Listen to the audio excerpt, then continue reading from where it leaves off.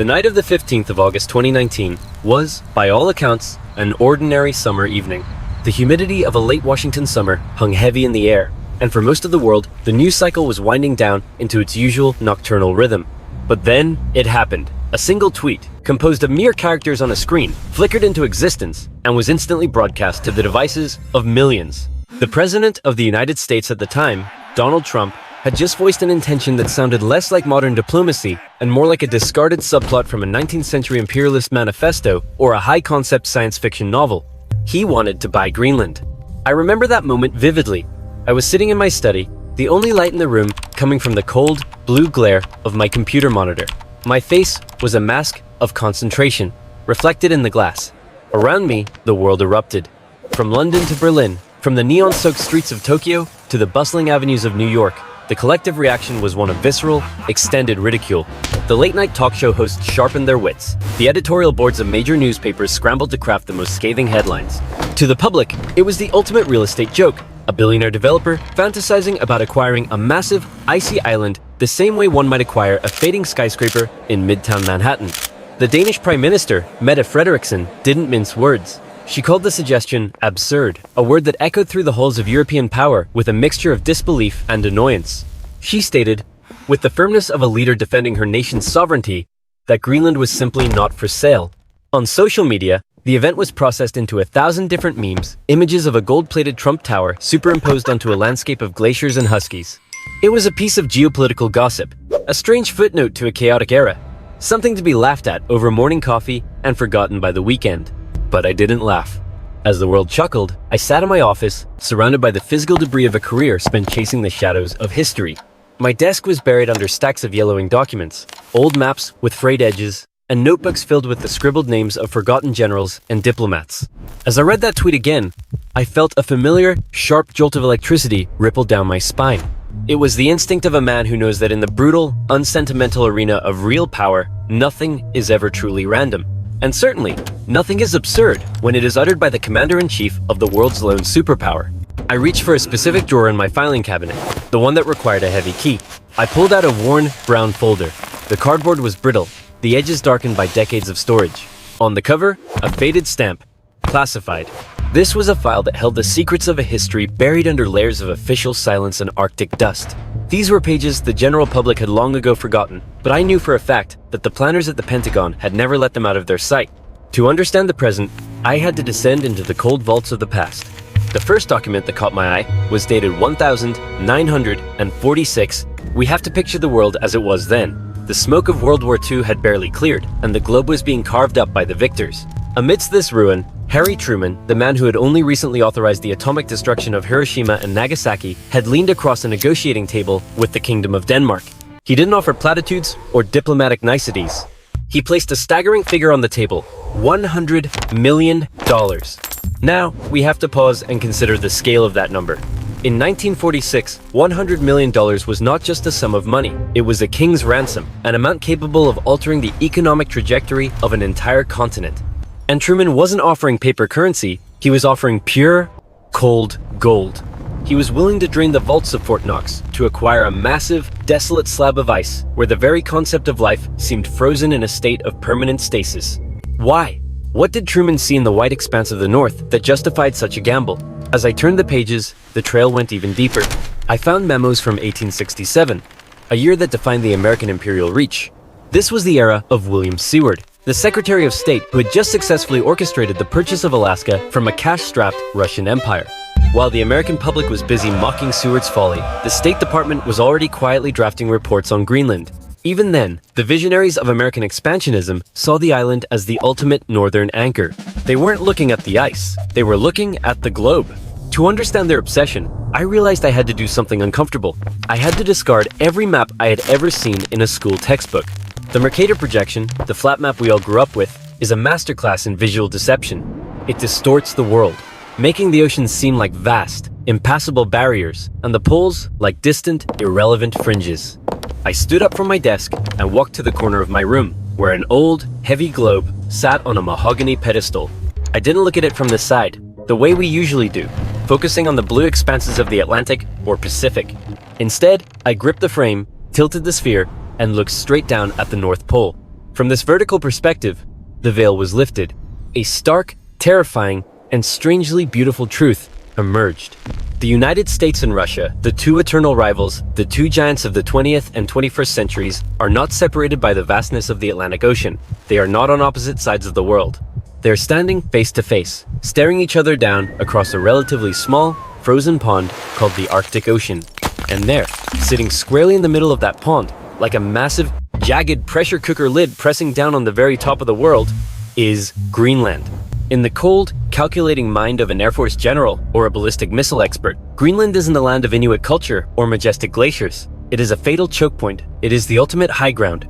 If a nuclear exchange were ever to occur, the shortest and most efficient path for a thermonuclear warhead, traveling from a silo in the Russian interior to the heart of Washington, D.C., would not be across the ocean. No, it would be a terrifying arc over the North Pole. And along that trajectory of total annihilation, Greenland is the only gatekeeper. I moved my finger across the icy white surface of the map on the globe, tracing the jagged coastline, until I stopped at a tiny isolated dot on the island's northwest fringe, Thule Air Base.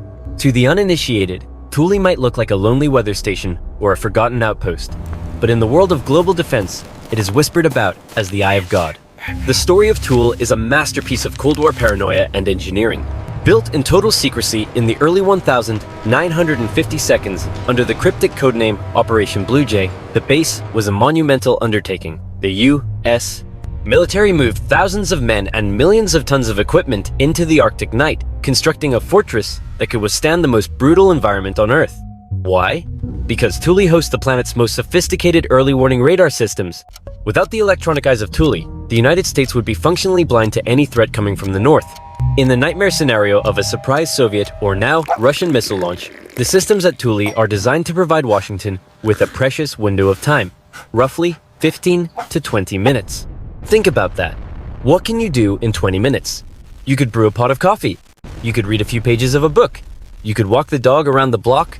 But in the context of a nuclear apocalypse, those 20 minutes are the thin, vibrating line between the survival of a civilization and the total evaporation of hundreds of millions of human lives. It is just enough time for the President of the United States to be rushed to the doomsday plane, to verify the threat, and to order a retaliatory strike that would ensure the mutual destruction of the enemy. That 20-minute window, bought and paid for by the geography of Greenland, is the bedrock of global deterrence. American strategists have a nickname for Greenland. They call it the unsinkable aircraft carrier. And they aren't being hyperbolic. Throughout the long, tense decades of the Cold War, the skies above this frozen island were never silent. B-52 strategic bombers, their bellies pregnant with thermonuclear weapons, patrolled these latitudes 24 hours a day, 7 days a week. They were the airborne sentinels of the apocalypse, always fueled, always ready to bank towards Soviet airspace the moment a coded signal crackled over their radios. Greenland was the shield that protected the North American continent, but it was also a cold, sharp blade held perpetually against the throat of the Soviet Union. However, as I sat there in the silence of my office, digging deeper into the files marked TOP secret documents that had only been declassified after 50 years of being locked in lead-lined vaults, I realized that the military narrative was only the visible part of the iceberg. There was something else. Something darker. Something that spoke to a level of ambition that bordered on madness. It was the story of Project Iceworm. In 1959, the U.S. military launched a project that would have seemed impossible to the engineers of the time. Under the perfect, benign cover of a scientific research station dedicated to studying the effects of climate change, they began a secret war against the ice itself. They called it Camp Century. This wasn't just a base. It was an entire underground nuclear-powered city carved directly into the Greenlandic permafrost.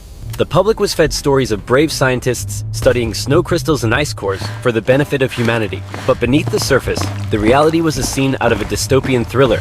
The military's true ambition was to construct a labyrinthine network of tunnels stretching over 4,000 kilometers beneath the ice sheet. This subterranean fortress was designed to house and move 600 mobile nuclear missiles, hidden from the prying eyes of Soviet satellites and undetectable by any known intelligence-gathering system. The tactical nightmare this presented to the Kremlin was unparalleled. 600 doomsday warheads, constantly shifting on rails deep beneath the frozen earth, capable of surfacing and launching from anywhere on the island. For a brief moment in history, Greenland was on the verge of becoming the largest, most impregnable nuclear launch platform on the planet. But the project didn't fail because of a spy or a diplomatic leak. It failed because Mother Nature is a far more ruthless adversary than any human army. The military engineers had treated the glaciers as if they were solid rock, but the ice of Greenland is a living, moving entity. It flows, it shifts, it grinds.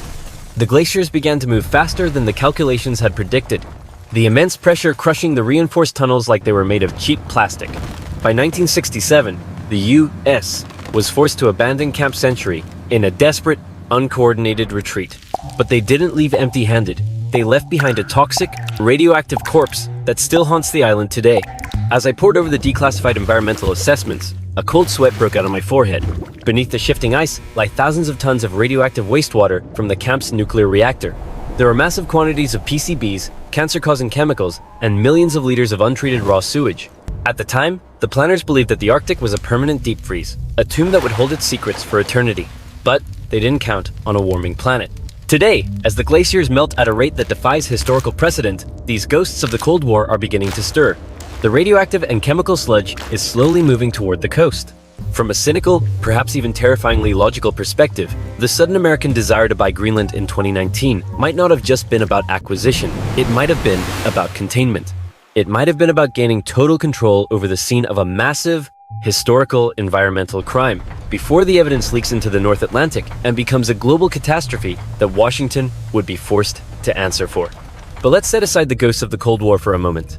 The 21st century is being driven by a different kind of engine. Not just the fear of nuclear war, but the primal, insatiable hunger of modern industry. Greed, in its purest form, has a new focal point. When I looked at the latest high-resolution satellite imagery on my screen, the scale of the transformation was breathtaking. Greenland's ice sheet, a monolithic crown that has sat upon the island for millions of years, is retreating. Billions of tons of ice are liquefying every year, pouring into the sea in a majestic and tragic display of planetary change. And as that white veil pulls back, it is revealing a treasure that has been hidden for eons. It isn't gold or diamonds, at least. Not in the sense that 19th century prospectors would recognize. It is something far more vital to our digital age. Something without which our modern, high-tech civilization would grind to a halt in a matter of weeks. Rare earth elements. Take a look at the phone sitting on your desk. Look at the electric cars that are supposed to save us from our carbon addiction. Look at the guidance systems of a Tomahawk cruise missile or the avionics of an F-35 stealth fighter. Every single one of these marvels of modern engineering is dependent on a specific set of minerals: neodymium, praseodymium, dysprosium. These are the building blocks of the future. And currently, the world is in a chokehold. China controls over 80% of the global supply chain for these elements. Beijing knows exactly what kind of leverage this gives them. They have shown, time and again, that they are willing to use this monopoly as a weapon, threatening to cut off exports to any nation that crosses their geopolitical red lines. For the West, this is a strategic vulnerability of the highest order. This is where Greenland changes the game. In the southern reaches of the island lies a place called Kvanefjeld. Geologists and mining experts believe this site contains one of the largest undeveloped deposits of rare earth elements and uranium on the planet. We are talking about reserves large enough to supply the entire global demand for centuries. Greenland is the wild card. It is the only hope the United States and its allies have of breaking the Chinese monopoly. There is a bitter, dark irony in this. The very climate change that is threatening to destroy our coastal cities and destabilize our weather is also the master key that is unlocking the final, most valuable treasure chest on Earth. It's as if the planet is offering us one last, desperate bribe as it burns. China, with its characteristic long-term strategic patience, hasn't been sitting idly by. They saw the potential of Greenland decades ago. While Washington was distracted by wars in the Middle East, Beijing was quietly making its move through the Polar Silk Road Initiative. Chinese state-backed companies began pouring money into Greenlandic infrastructure, proposing the construction of massive international airports and deep-water mining facilities. When those proposals hit the desks in Washington, the reaction wasn't laughter, it was pure, unadulterated panic. The Pentagon realized that if China gained a foothold in Greenland, they would effectively be establishing a permanent economic and military presence in America's backyard. They would control the resources of the future and the strategic high ground of the present. In that context, Trump's offer to buy Greenland wasn't a whim. It was a desperate, blunt force attempt to reassert American dominance. It was a signal to Denmark, to China, and to the people of Greenland that the United States would not allow this island to slip out of its sphere of influence. Buying the island was the ultimate all-in move in a high-stakes game of geopolitical poker where the prize is the next 50 years of global security. I took a red pen and began drawing on a paper map on my desk. I drew a line from the coast of Greenland to Iceland, and then another line to the United Kingdom. In military circles, this triangular patch of water is known as the GIUK Gap. It is the bottleneck of the Atlantic. For the Russian Northern Fleet, based in the Arctic, the GIUK Gap is the only way out. It is the narrow gateway through which their nuclear-powered submarine fleets must pass if they want to reach the open Atlantic and threaten the east coast of the United States, or the vital sea lanes that connect America to Europe. Since the earliest days of the Cold War, this stretch of water has been the setting for a silent, nerve-wracking war of nerves. Beneath the crashing waves and the drifting icebergs, Russian Akula and Bori-class submarines play a deadly game of cat and mouse with NATO sonar arrays and attack submarines. If the United States were to lose its influence over Greenland, the northern side of that bottleneck would collapse. The Atlantic would no longer be a NATO lake, it would become a wide-open playground for Russian undersea power. The more I looked at the maps, the more the story of Greenland felt like a circle closing.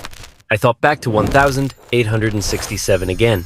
When the United States purchased Alaska for $7.2 million, the press called it Seward's Icebox. They said the government was throwing money away on a polar bear zoo. Today, no one is laughing. Alaska is the source of billions in oil revenue and provides the U.S. with a strategic presence in the Pacific and the Arctic that is quite literally priceless. History is repeating itself, but the stakes have been raised to an existential level. Donald Trump's desire to purchase Greenland was not a joke, and it certainly wasn't impulsive. It was the cold, clinical calculation of a superpower that feels the heat of its rivals rising. They were looking 50, even 100 years into the future, past the current political squabbles, and into a world where the Arctic is the new center of gravity. To the strategists at the Pentagon, Greenland is the shield that stops the missiles. It is the treasure chest that fuels the technology of the 2030 seconds and 2040 seconds.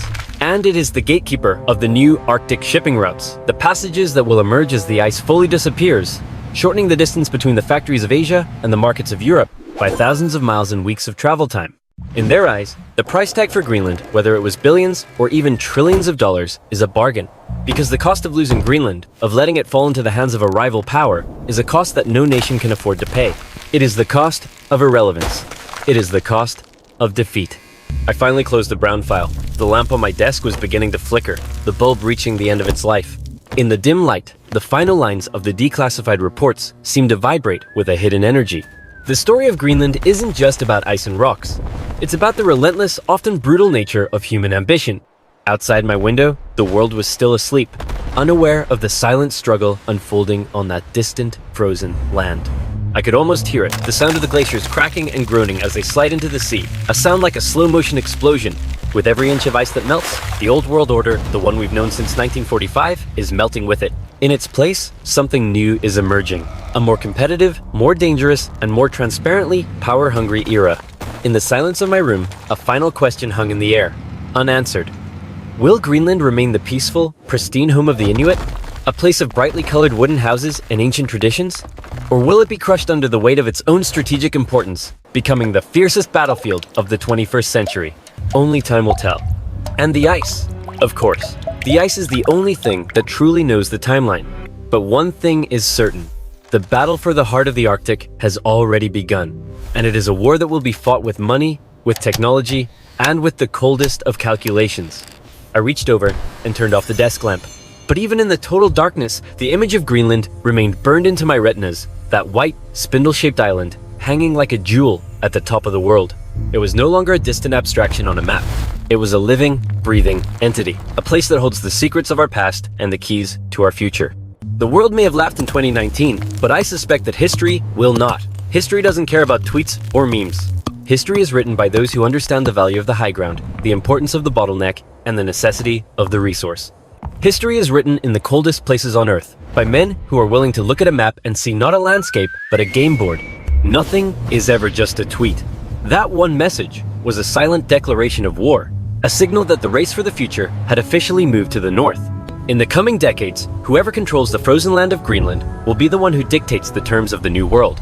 I stood up and walked to the window. The moon was high, casting a pale, silver light over the sleeping city. I thought about the men at Thule, staring at their radar screens in the dark. I thought about the ghosts beneath Camp Century, waiting for the thaw.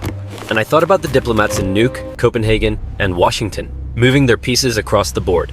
This story won't end with a headline or a press conference.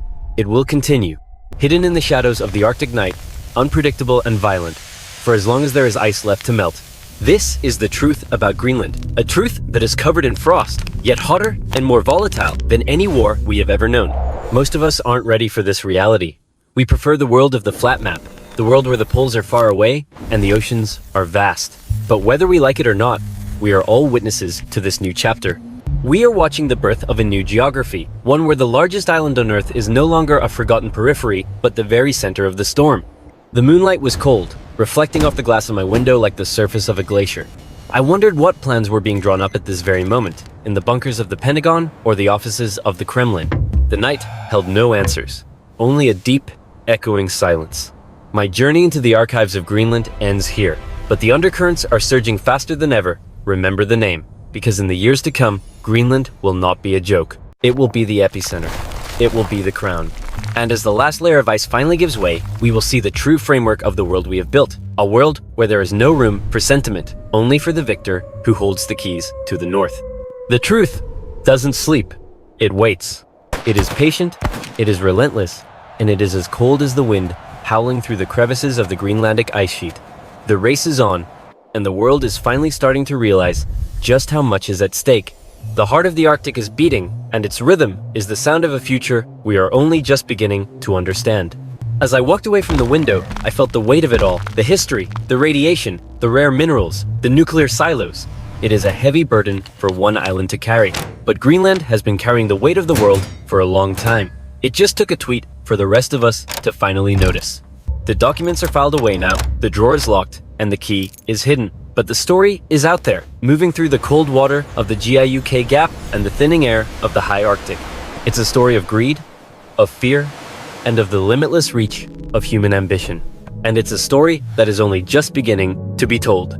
I lay down to sleep, but my mind was still on the ice.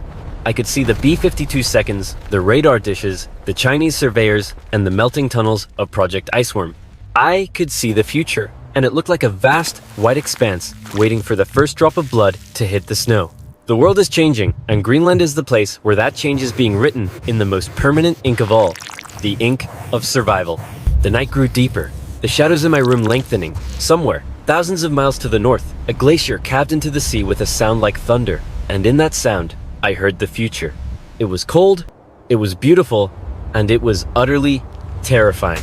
The battle for the crown of the world is here, and may God help us all as the ice continues to melt. The archives are silent now, but the truth remains, buried under the frost, waiting for the next person to come looking. And they will come, because in the end, everyone wants a piece of the ice. Everyone wants to own the gatekeeper, and everyone wants to be the one who holds the eye of God. I closed my eyes, the cold blue light of the monitor still flickering in my memory. The world is a much smaller place than we think, especially when you're looking at it from the top. And from that height, Greenland is the only thing that matters. It is the beginning and the end. It is the shield and the sword. It is the frozen heart of everything. The silence of the room was absolute, a perfect reflection of the Arctic night. I drifted off to sleep, knowing that when I woke up, the world would be one day closer to the final thaw, one day closer to the revelation, one day closer to the truth that has been hidden in the ice for centuries. And as that truth emerges, we will all have to decide what kind of world we want to live in. A world of cooperation, or a world where we fight to the last man for a piece of a melting island. The story of Greenland is our story. It is the story of how far we are willing to go to survive, and how much we are willing to destroy in the process. It is a story that is being written right now, in the boardrooms and the bunkers, and in the very snow that falls on Thule. And it is a story that will not end until the last glacier has vanished into the sea. Good night to the world, and good night to the ice. The race is on, and the ice is watching. Always watching. Relentless and cold, just like the truth itself.